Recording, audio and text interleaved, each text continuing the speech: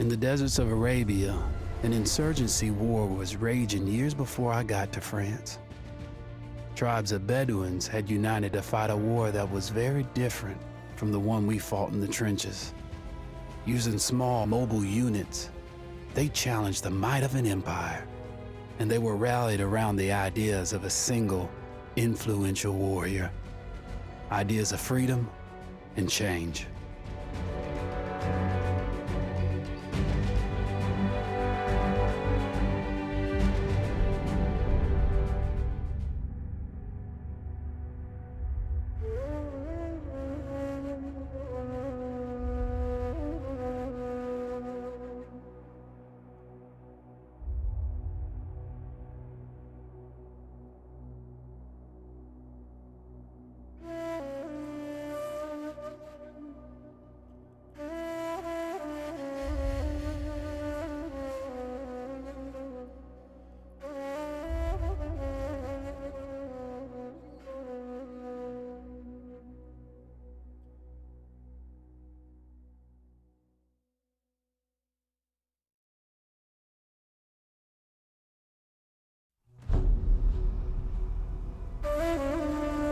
The Arabian Desert, a vast ocean of drifting sands and scorched, sun-baked rocks. Beneath these endless dunes, oil, the lifeblood of our new mechanical century. For more than 400 years, the Ottoman Empire has ruled these lands, controlling all that's to be found here. But the Ottomans do not rule unopposed. Small bands of Bedouin rebels have united to overthrow the empire. They strike without warning and then vanish into the desert. Fighting alongside them is a lone British officer whose exploits have earned him wide renown. The world has taken to calling this man Lawrence of Arabia. In the desert, you rely on good planning, but you also hope for a dash of luck. And luck was with us when we learned of a recently derailed Ottoman train carrying a most interesting piece of cargo.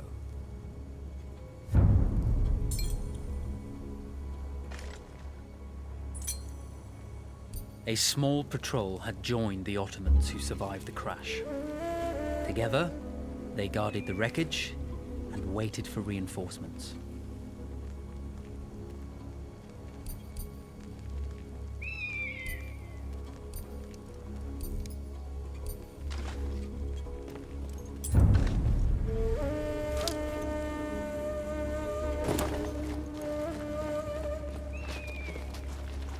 A lone fighter has just one advantage over a large enemy force. A lone fighter can move unseen.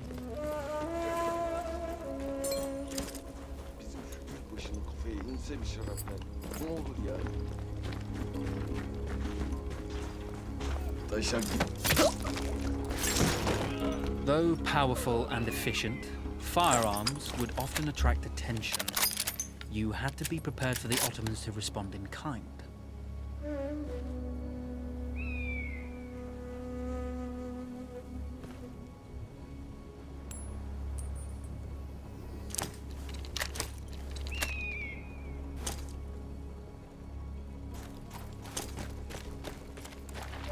When your enemy has better weapons and better equipment than you, steal from your enemy.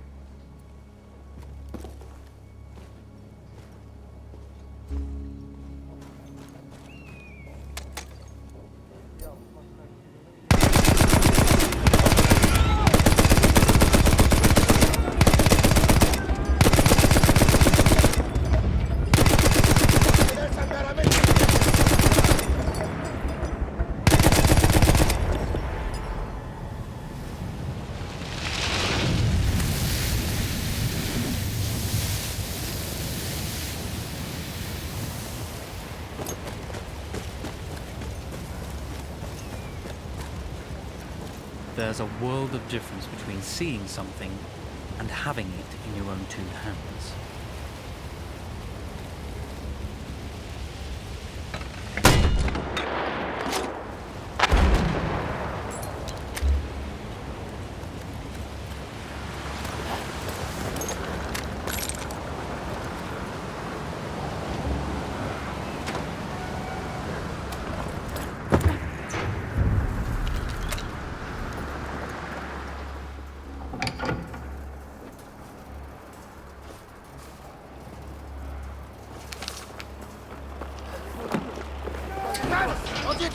No, no! It's over!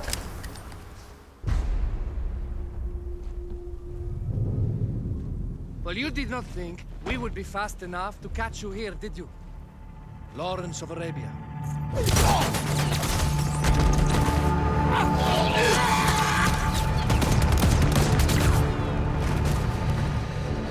Actually, I was rather depending on it. Lawrence. Well, this is very clever. Now the hunter becomes the hunted. So who might you be? How enchanting you are, my dear. Ahmed. I'll show you enchanting. If it weren't for you, I'd be free. Free, is it? You'll be free when you're dead. And I'm happy to tell you, the Empire intends to grant you all this freedom very soon. Even now, an engine of destruction scours this desert, obliterating your allies, your families, your homes. Soon there will be nowhere to run. Nowhere to hide. Soon all that you know, and all that you love, will be ashes. You will all be free to die. Oh. Ah, you animal! Zara. Oh. Now, I understand that you would like nothing more than to strip the flesh from that man's feet and send him off into the desert naked to die. But think about it. You're right. I'm sorry. My friend here, she can be a little brusque. You're going to tell me how to lie to your train, so we can lure it into a trap and destroy it. Impossible. To even begin to talk to that train, you would need an entire book of communication codes. Oh, like this one, you mean? You can never stop the progress of machines! One day, the whole world will take your lands, and the precious black gold beneath its sands. We shall see, my friend.